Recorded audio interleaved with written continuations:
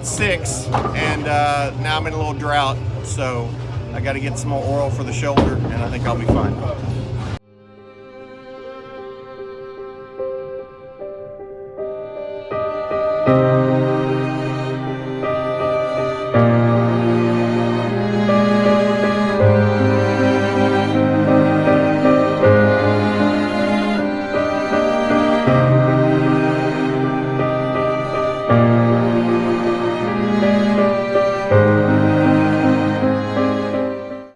You want to come out and you want to compete and you want to play hard, and we did that. We got some things to clean up. We'll watch the film. We'll see. I don't know. We got some things to get better on, so we'll get back after it tomorrow.